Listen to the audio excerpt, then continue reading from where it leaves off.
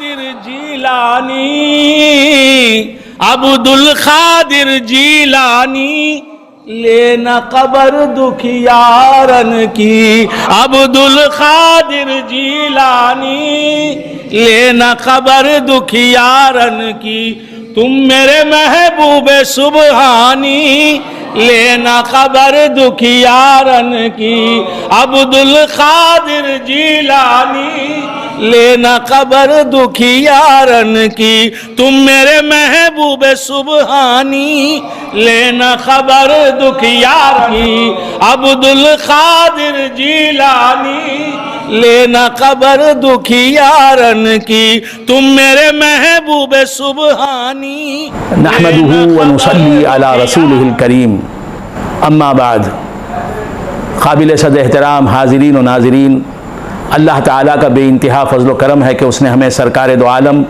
نور مجسم صلی اللہ تعالیٰ علیہ وآلہ واصحابہ وسلم کی امت میں پیدا فرمایا اور ہمیں آپ کا امتی ہونے کا فخر عطا فرمایا۔ سرکار غوث اعظم فرماتے ہیں سبحان من القا فی قلبی نصح القلق، پاک ہے وہ ذات جس نے میرے دل میں مخلوق کی ہمدردی اور غمخواری کا ارادہ ڈال دیا۔ پاک ہے وہ ذات جس نے مجھے مخلوق کو نصیحت کرنے والا بنایا، خلق خدا کو سچا راستہ دکھانے والا بنایا، انہیں نیکی کی دعوت دینے والا اور برائی سے روکنے والا بنایا۔ وجعلہ اکبر ہمی، اور نصیحت کو، مخلوق کو جنت کا راستہ دکھانا، اس کام کو میرے تمام مقاصد میں سب سے اعلیٰ مقصد بنایا۔ انی ناصح، سرکار غوث اعظم رضی اللہ تعالیٰ عنہ فرماتے ہیں کہ میں نصیحت کرنے والا ہوں، حق کو حق، باطل کو باطل بتانے والا، نیکی کی دعوت دینے والا، برائی سے روکنے والا، مخلوق کی خیر خواہی کرنے والا۔ ولا اريد على ذلك جزاء، حضور غوث الثقلین رضی اللہ تعالیٰ عنہ فرماتے ہیں کہ میں لوگوں کو نصیحت کرتا ہوں، انہیں سیدھا راستہ دکھاتا ہوں، برے راستے سے روکتا ہوں، اس کام پر مخلوق سے کوئی اجرت طلب نہیں کرتا۔ اس کام کے بدلے میں، کار تبلیغ کے بدلے میں مخلوق سے دنیا کی دولت، دنیا کا اقتدار، دنیا کی شہرت طلب نہیں کرتا۔ اجرتی قد حصلت لی عند ربی عز وجل، حضور غوث الثقلین رضی اللہ تعالیٰ عنہ فرماتے ہیں کہ میری اجرت، میری اس نیکی کا صلہ میرے رب عز و جل کے پاس موجود ہے، وہ مجھے دے گا اس کار تبلیغ کا صلہ۔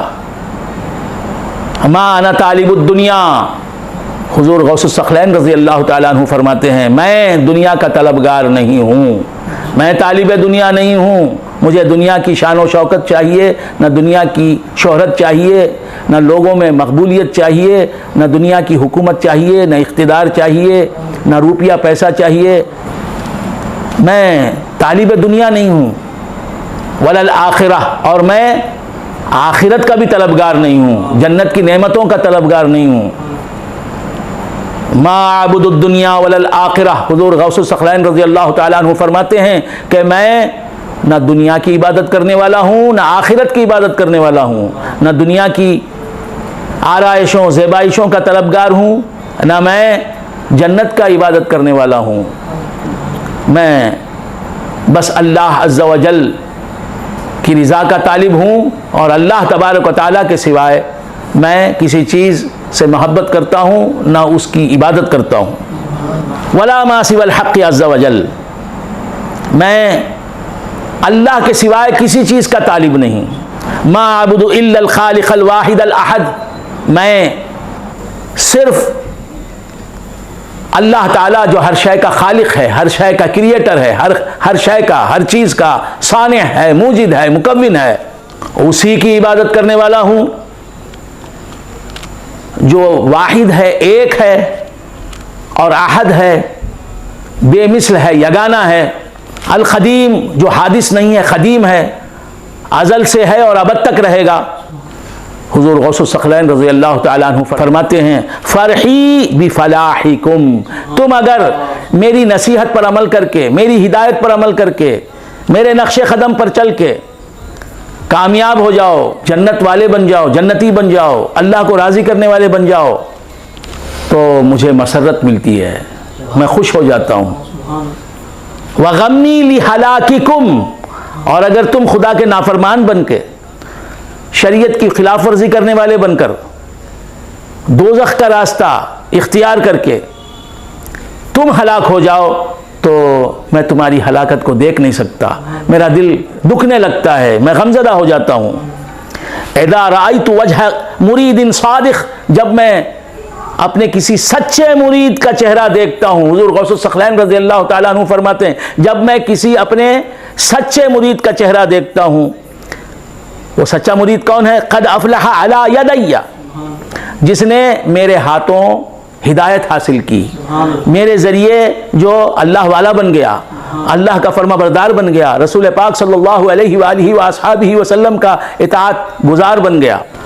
قد افلح علی یدی، ایسا مرید جو اللہ والا بن گیا، متقی بن گیا میرے ذریعے سے، میں جب اس کا چہرہ دیکھتا ہوں شبعت وارتویت واکتسیت، تو میں ایسا محسوس کرتا ہوں کہ میں شکم سیر ہو گیا، میرا پیٹ بھر گیا، میں نے کھا لیا جو کھانا تھا، وارتویت، اور میں نے جو پینا تھا پی لیا اور سیراب ہو گیا میں، واکتسیت، اور میں نے اپنا محبوب اور مطلوب لباس پہن لیا، وفرحت، اور میں خوش ہو جاتا ہوں جب مجھے میرا مرید صادق نظر آتا ہے۔ وہ مرید صادق کون ہے؟ میرے احکام پر عمل کرنے والا، میرے نقش قدم پر چلنے والا۔ وَإِلَّا أَقُولُ كَيْفَ خَرَجَ مِثْلُهُ مِنْ تَحْتِ يَدَيَّ، ورنہ میں کہتا ہوں کہ کیسے نکل گیا ایسا شخص میرے ہاتھ کے نیچے سے، میرے ہاتھ سے کیسے نکل گیا۔ كَيْفَ خَرَجَ مِثْلُهُ مِنْ تَحْتِ يَدِي، حضور غوث الثقلین رضی اللہ تعالیٰ عنہ فرماتے ہیں یا غلام، اے میرے غلام، اے میرے بیٹے، یہاں غلام کا معنی غلام بھی کیا جا سکتا ہے، بیٹے کا بھی کیا جا سکتا ہے۔ یا غلامی، اے میرے غلام، اپنے مرید کو غلام کہتے ہیں پیران پیر دستگیر رضی اللہ تعالیٰ عنہ، واقعی ہم سب غلامان پیران پیر ہیں۔ یا غلامی مرادی انت لا انا، فرماتے ہیں حضور غوث الثقلین رضی اللہ تعالیٰ عنہ اے میرے مرید، اے میرے معتقد، میری مراد تو ہے، میں نہیں، میں تیرے لیے، تیری اصلاح کے لیے، تیری دنیا اور آخرت کی صلاح و فلاح کے لیے، تیری کامیابی کے لیے دنیا اور آخرت میں تجھے نصیحت کرتا ہوں، تجھے سیدھا راستہ دکھاتا ہوں، اپنے فائدے کے لیے میں نے تیری ہدایت کا بیڑا اٹھایا نہیں ہے۔ ان انت تغیرت لا انا، اگر تجھ میں تغیر آ گیا، تو برائیاں چھوڑ کر نیکیوں کی طرف آ گیا، تو اچھا بن گیا، نیک بن گیا، تیری کامیابی ہوئی، اور مجھے اس سے کیا فائدہ ملا؟ انا عبرت، میں نے تو منزل پالی ہے، میں تو راستے سے گزر چکا ہوں۔ وَإِنَّمَا أَنْتَ وَدَدْتَنِي لِأَجَلِكَ، اور تو نے مجھ سے تعلق پیدا کیا، تو نے مجھ سے محبت کی، مودت کی، تو تیرے لیے، تو مجھ سے محبت کرتا ہے تو اس کا فائدہ تجھے ہوتا ہے۔ تو ہم غوث اعظم رضی اللہ تعالیٰ عنہ سے محبت کرتے ہیں، ان کے ہم معتقد ہیں، مرید ہیں، محب ہیں، ان کے عاشق ہیں، تو اس کا فائدہ ہمیں ملتا ہے۔ غوث اعظم کو کیا ملتا ہے؟ ہم ان کے محب بن گئے تو ان کو کیا فائدہ ملتا ہے؟ ہمارا فائدہ ہوتا ہے۔ وَدَدْتَنِي لِأَجَلِكَ تَعَلَّقْ بِي حَتَّى تَعْبُرَ بِالْعُجْلَةِ، حضور غوث الثقلین رضی اللہ تعالیٰ عنہ فرماتے ہیں کہ تو مجھ سے لگا رہ، میرے سے تعلق قائم رکھ اپنا، تاکہ تو جلد از جلد منزل تک پہنچ جائے، راستہ جو ہے وہ جلدی طے ہو جائے تیرا، اس لیے مجھ سے تعلق رکھ۔ تو حضور غوث الثقلین رضی اللہ تعالیٰ عنہ کی دامن کی وابستگی یہ ضروری ہے منزل تک پہنچنے کے لیے اور جلدی پہنچنے کے لیے۔